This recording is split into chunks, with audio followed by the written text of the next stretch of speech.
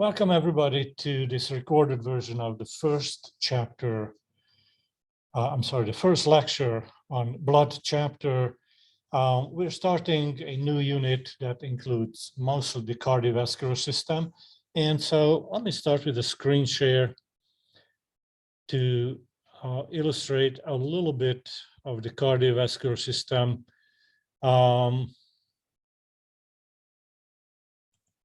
So here's this animation showing you blood flow in a blood vessel.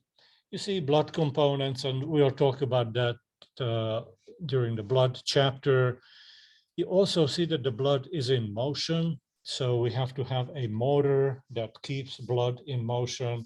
So we have a heart chapter. And you also see blood vessels confining blood flow. Blood vessels have two very important aspects for our homeostasis. And in chapter 21, we'll spend a good deal of time on those two major physiologic contributions. So here in the blood chapter, and let me switch to a different screen share.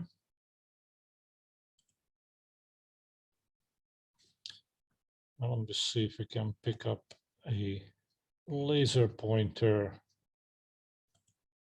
right and move this entire bar somewhere far away.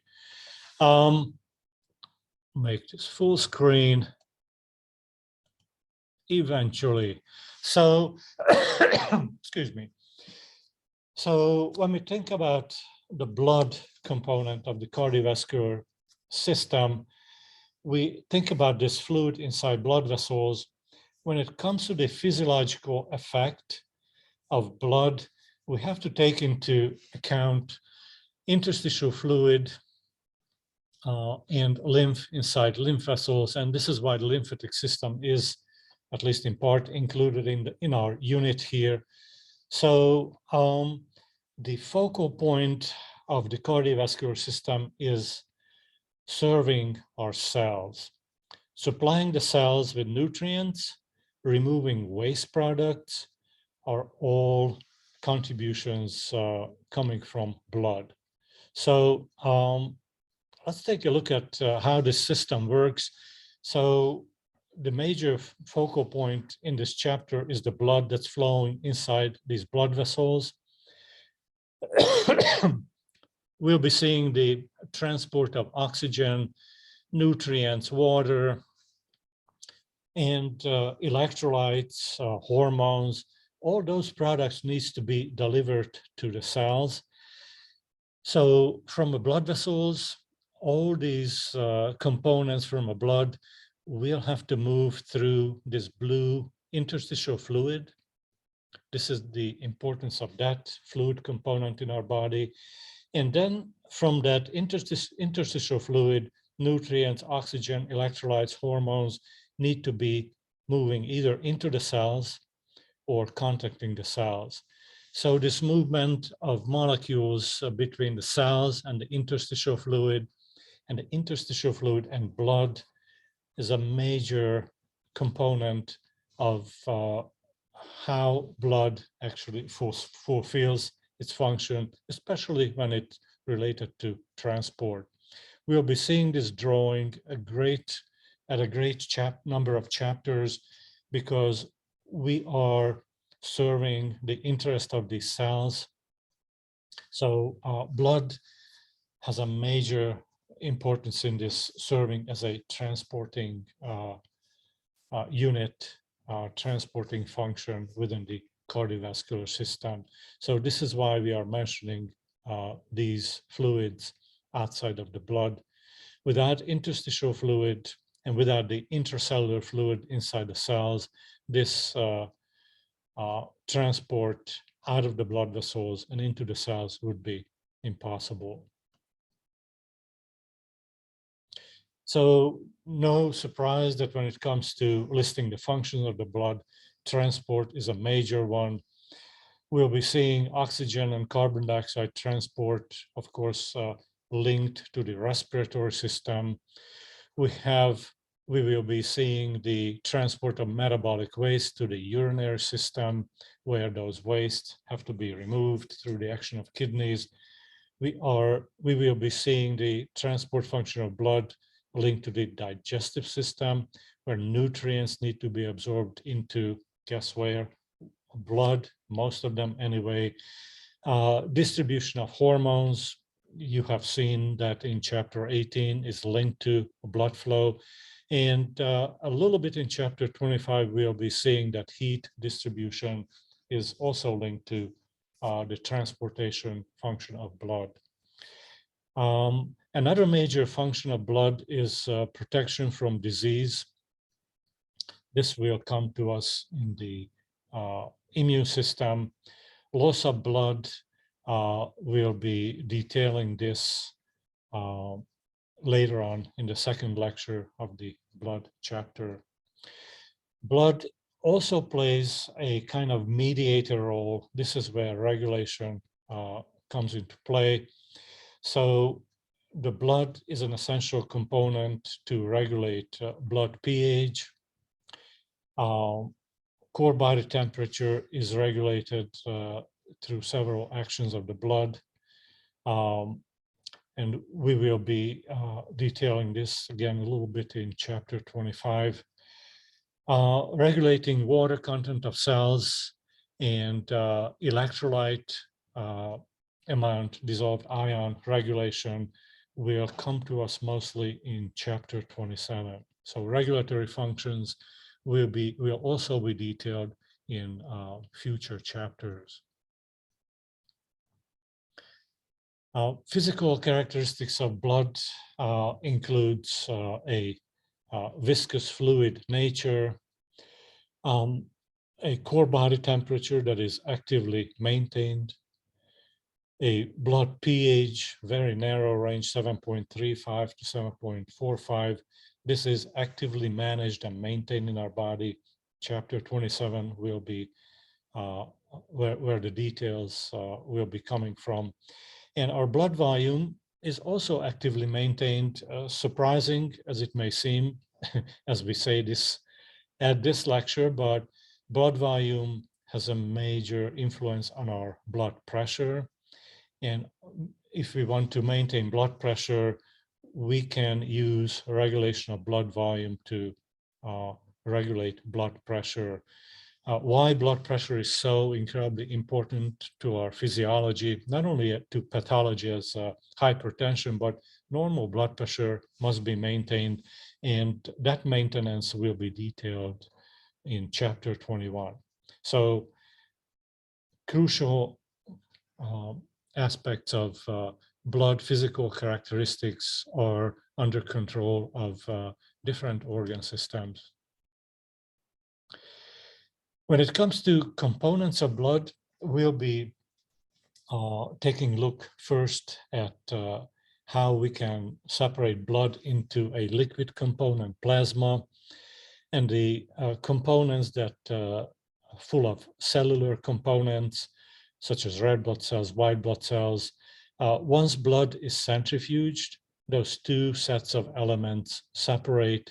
So the plasma and at the bottom of this test tube, collectively called formed elements, located. This response of blood to centrifugation is the basis of a crucial clinical measure, hematocrit, that will be coming our way in a few minutes. So first, let's take a look at the plasma components of blood. And the questions we'll be asking is, how do these components contribute to our homeostasis, to our maintaining of the ideal life condition inside our body? We'll be asking questions to the formed elements. And in today's lecture, we'll detail the importance of red blood cells. So let's start with plasma. So this is a portion of the blood that makes up about half, sometimes a little over half. So it's a significant portion. Plasma is mostly water. As you might remember from chapter 4 in AMP1. Blood is a liquid connective tissue, and this liquid nature of this connective tissues coming from the plasma, we need to have a lot of water to make this tissue flow. But besides water, there are proteins in plasma. Most of them are made in liver, and they are confined to the bloodstream. So they are not getting out of the bloodstream unless we have active bleeding occurring. To name a few of those proteins, albumin, this is a protein you may not have heard. In chapter 21, we'll be seeing albumin as a protein that helps us maintain blood, colloid, osmotic pressure, and you're saying who in a word gives a hoot about blood, colloid, osmotic pressure. Surprisingly, this pressure is pressuring fluids back into the venous circulation, tremendously important in maintaining the venous component of circulation in the body. We'll be mentioning albumin deficiency, and we'll be seeing just how that impacts venous circulation when we get to chapter 21. Another important protein component in our blood, immunoglobulins. Now, when you see the word antibody, and I'm sure all of you can put 2 and 2 together with the coronavirus neutralizing antibodies, whether it's transfusion of convalescent plasma or whether the forming of new antibodies as a consequence of natural exposure to the virus or as a consequence of vaccination. Antibodies are protecting us from foreign entities, whether these are viruses, bacteria. We'll be detailing the action of antibodies and how they form in chapter 22 in the immune system. Antibodies are not made by the liver. Another protein that we're going to name here, this is going to come up in the second lecture on blood, where we discuss blood clotting. Fibrinogen is a protein that is made by the liver. And we have a huge amount of this protein swimming in our plasma, ready to form a blood clot whenever we have a break in our blood vessels. So that's the very, very brief list of proteins. There are thousands of proteins, other proteins in our plasma, besides these 3 that we mentioned here. And of course, dissolved in the water, we have nutrients, blood sugar, blood glucose, amino acids are all there. You have seen blood glucose control in the endocrine system. So blood is carrying glucose, transporting glucose. You have seen endocrine influence on blood calcium. Calcium is one of those electrolytes. We also mentioned sodium, potassium. Any ions that has a positive or negative charge to it will belong to this group of electrolytes. Of course, hormones are in the plasma. Gases and waste products, this is an important transport function, and we'll take advantage of waste product transport in blood plasma when we get to the removal site, the kidneys in the urinary system chapter. Among the formed elements of blood, here's just a brief list. Today we'll talk about the details of red blood cells, but we have white blood cells. Some of them have granules, some of them are without granules. We'll present a brief listing of these in the second lecture on blood. A lot more details will be coming about these white blood cells in the immune system chapter. And way down below here, we have platelets. We will talk about platelets in the blood chapter. In the second lecture, they are essential components for blood clotting. So not only blood plasma and their components, but the formed elements also contribute to different aspects of our homeostasis. So here is this term hematocrit. And again, picture a test tube full of blood. Once the test tube is centrifuged, at the bottom of the test tube, roughly about half of the test tube will be filled with a reddish colored pellet. That pellet is made up mostly by red blood cells. Above that pellet is a thick layer of plasma. So hematocrit is a measure of how much percentage of the total blood volume is represented by that pellet.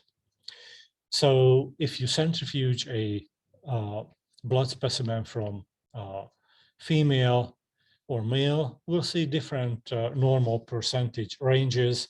These percentage values represents the hematocrit for females, and these percentages represent the hematocrit for males. Long time ago in the endocrine chapter, we mentioned that testosterone has effect on almost all cells of the body. Lo and behold, here's the first effect of testosterone that's way outside of the secondary male sexual characteristics. Testosterone is a potent hormone that stimulates red blood cell formation, and this is why males have a higher hematocrit.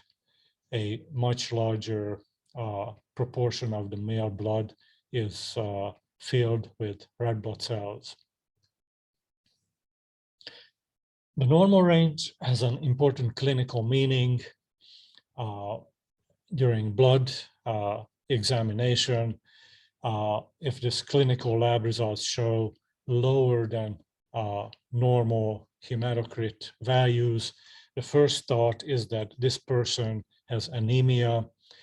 Anemia can be caused by a number of events in our bloodstream or in our red bone marrow. We'll be seeing a few examples of that as we are going through this first lecture.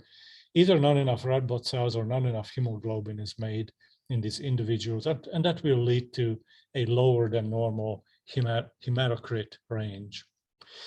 There might be clinical data that's showing that this person has higher than normal hematocrit values. That condition is called polycythemia. So there are actually disorders called polycythemia.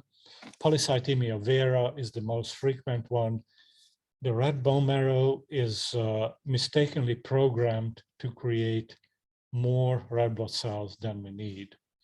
There are tremendous complications from that. Surprisingly, having too many red blood cells for years and years is actually turning out not to be a good thing. So it is a disorder. Polycythemia temporarily can be caused by dehydration, tissue hypoxia, such as moving to a location with much higher elevation. Let's say you move to Denver, or you take that nursing scholarship to Kathmandu in Nepal. At higher elevation, geographical elevation, your blood will contain more red blood cells than the normal range at sea level. There's also this blood doping in athletes. This has been discouraged by at least some athletic association. Blood doping is nothing else but collecting the blood of an athlete for several weeks, and on a day of an endurance event, usually it's happening to ultra marathon runners, bicyclers who race in the Tour de France or similar long duration races. So the collected blood, red blood cells from the athletes can be infused back into the very same athlete. And for that day, or for a few days, that athlete will have a superior oxygen transport capacity because of blood transfusion increases red blood cells And if you take a specimen from an athlete, you would diagnose it as polycythemia.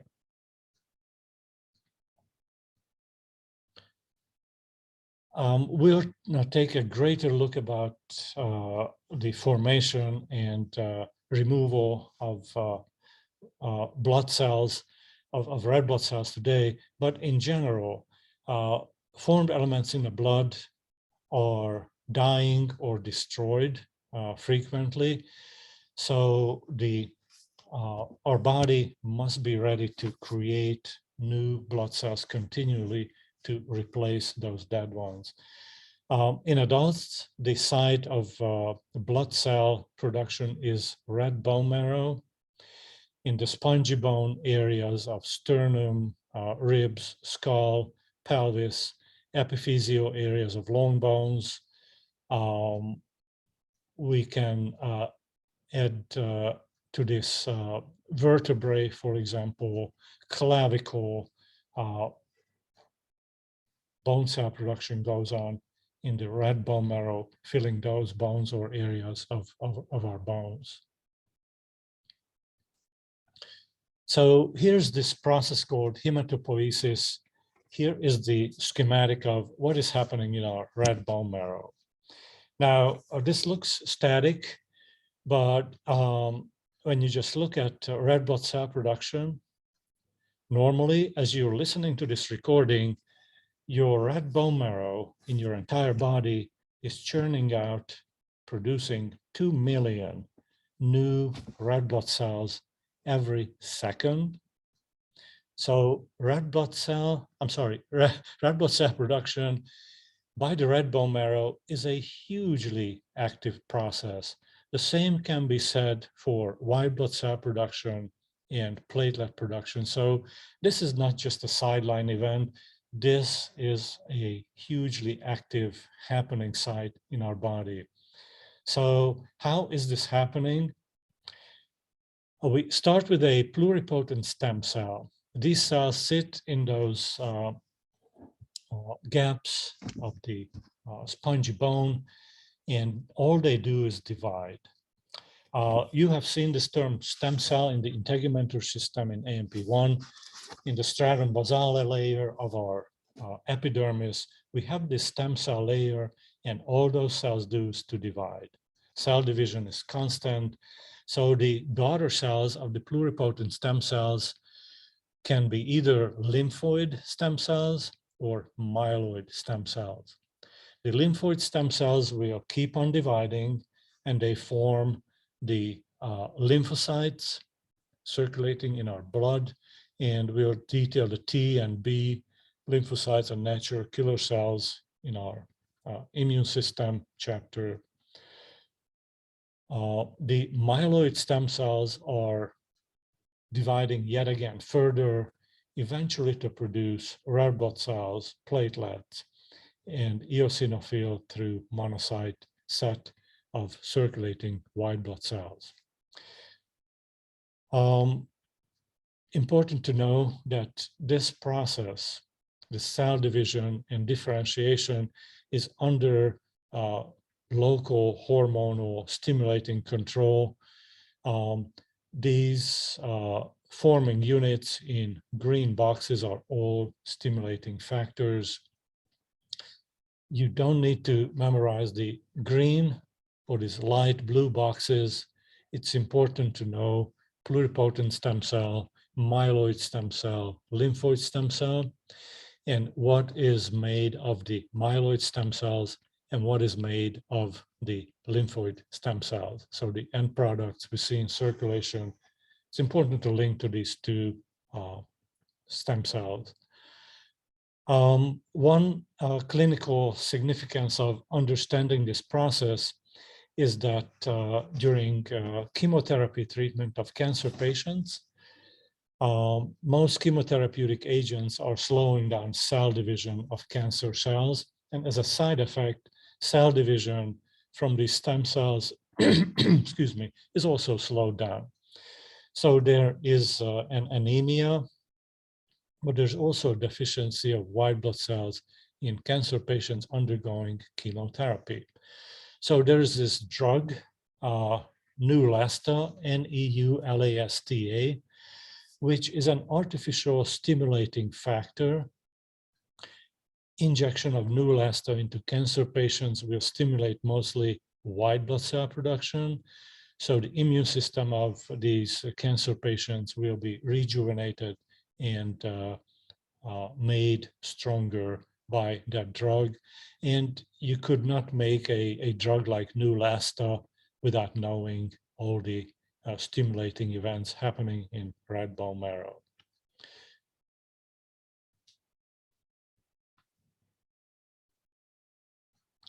So let's take a look at red blood cells one product of that hemopoiesis. Red blood cells normally are donut shaped.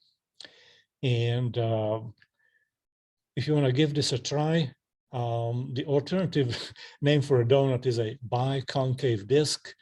You can go to your favorite food store and ask a clerk there to show you a box of biconcave discs. They would have no idea that you're looking for donuts. Maybe it's better to stick with the donut name in a grocery store, but that's the normal shape of the red blood cell. This donut shape is important for floating in plasma. We'll be seeing, especially in the lab, the consequence of a deformation of red blood cell shape. Sickle cell anemia is a deformation of red blood cell shape that has tremendous negative consequences for our homeostasis.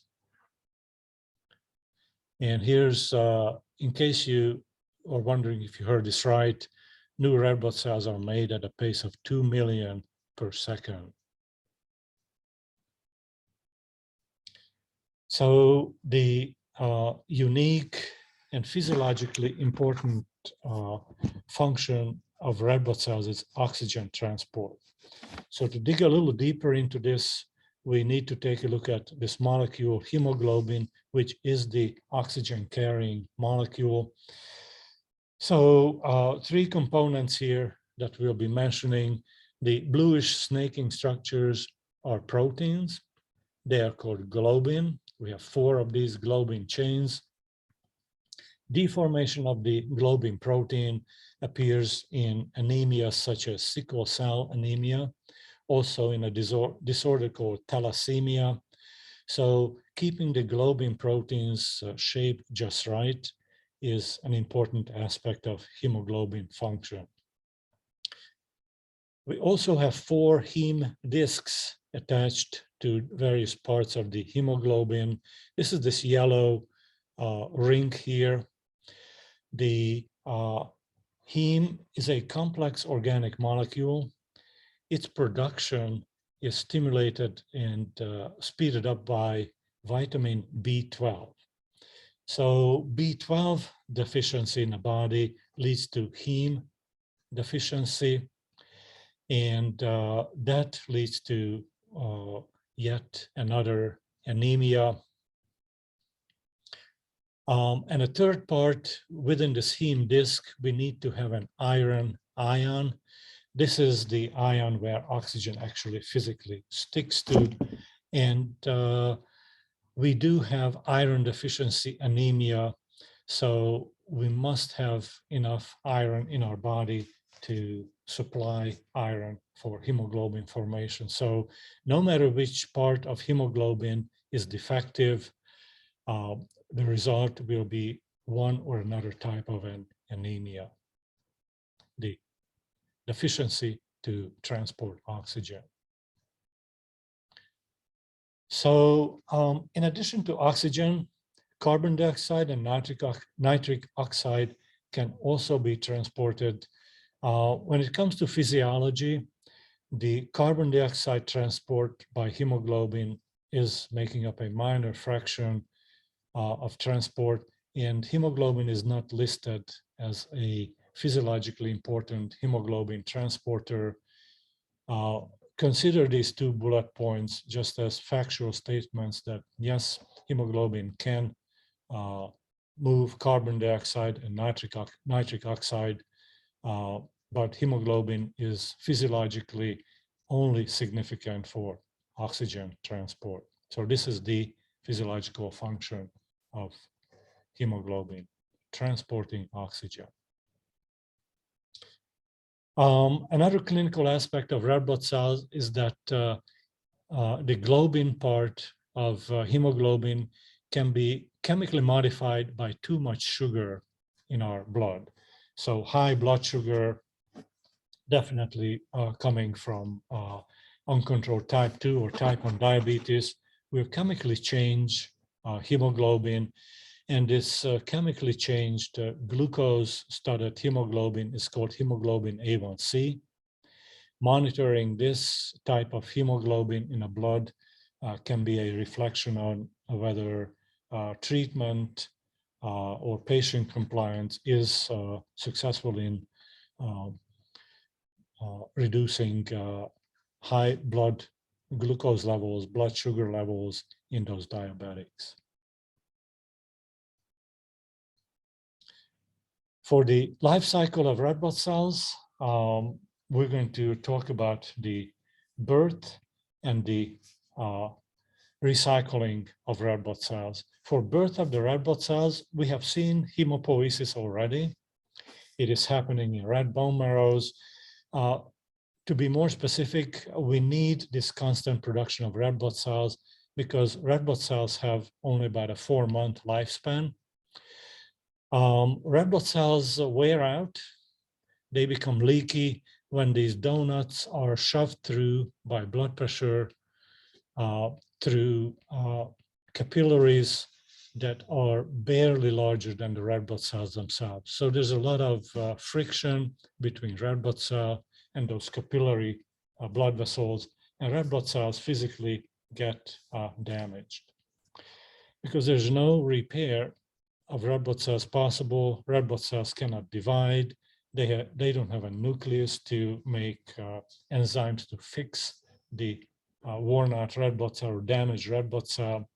The only answer to maintaining a normal number of red blood cells in the body is to make new red blood cells and take out the worn out red blood cells. So as you can imagine, to maintain normal red blood cell numbers, we have to make 2 million red blood cells every second. That means that 2 million worn out red blood cells are removed every second. So here's another active place in our body when it comes to red blood cells, the recycling centers in spleen and liver, the cells called macrophages are busy removing damaged red blood cells every second in our life. When it comes to red blood cell production and degradation, we must maintain that normal hematocrit, the normal number of red blood cells. And here is how our body manages that. Like in any negative feedback system, we must have a monitoring agent, a receptor, a detector that monitors oxygen transport. And then we'll have to have a center that makes a decision, and we'll have to have also the effector. So let's take a look at this. The situation here is where red bone marrow cells somehow slow down in their red blood cell production. Oxygen transport is deficient, and tissue hypoxia sets in. Cells are not getting enough oxygen. We'll be seeing it in chapter 25 that oxygen is needed for ATP production. So the cells are being stressed by not having enough ATP in them, not being able to carry out normal cellular processes. So the cells are stressed when they don't have enough oxygen.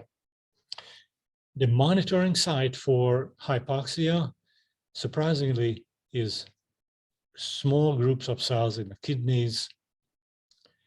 These are the detecting agents. And when these cells are stressed by hypoxia, they respond by releasing a hormone, erythropoietin.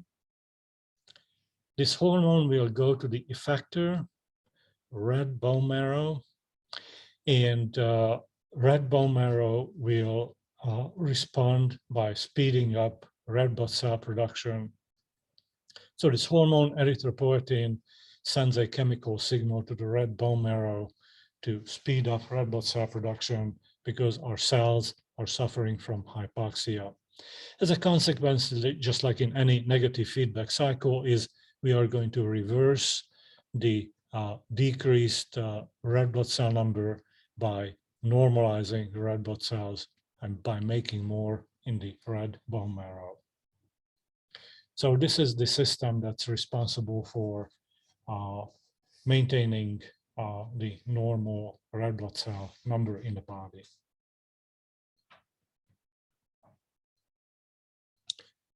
And as a last part of this lecture, let's take a look at what's happening to those worn out red blood cells. So we'll be seeing this in the lab on a microscope slide of the liver, that inside the liver, there are clumps of these cells called macrophages. This large pink blotch here is a macrophage. And those macrophages have a way to reach inside the bloodstream and grab worn out, leaky red blood cells. Once the red blood cells are inside the macrophage, the degradation of the red blood cells occur. As far as hemoglobin is concerned, the globin protein will be broken down to amino acids, and that will be released back into the bloodstream and will be used for protein synthesis somewhere else in the body. When it comes to the iron, during heme degradation, iron will be released, and iron will be grabbed on by ferritin and then transferrin. And transferrin will be this iron shuttle inside our bloodstream. This iron shuttle will take the iron back into the red bone marrow, where the iron will be reused for hemoglobin production. So we totally recycle iron from the degraded red blood cells. What happens to the heme is a colorful story, literally, because heme degradation creates colored products. Inside the macrophage and inside our liver, biliverdin, greenish, bilirubin, more like orangish colored byproducts are created. And bilirubin is released into the small intestine. What the liver is doing is taking these degradation products from a heme and stash it into this fluid called bile. The bile flow brings bilirubin into the small intestine. Interestingly, this yellowish pigment, bilirubin, is going to be degraded by bacteria once in a large intestine. And stercobilin is a brownish colored product. Stercobilin gives the brownish normal color of our fecal material. So you can actually see the consequence of heme degradation every time we do a number 2. And to top this, from our large intestine, some of this urobilinogen, still yellowish colored substance, absorbed back into blood, and it is filtered through the kidney into urine. So the yellowish color of our urine is coming from this urobilin compound, which is the last degradation product that started from heme.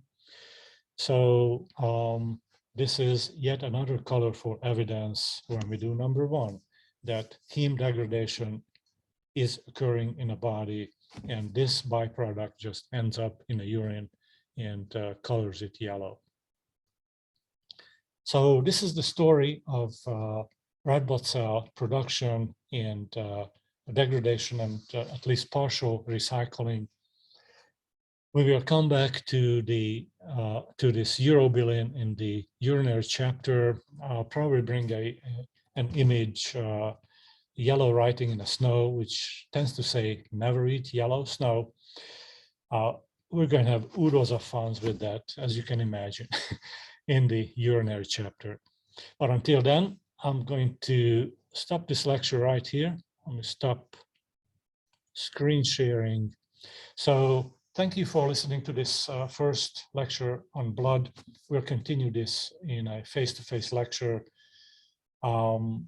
If you have any questions about the recording topic of this first lecture on blood, please send me a message.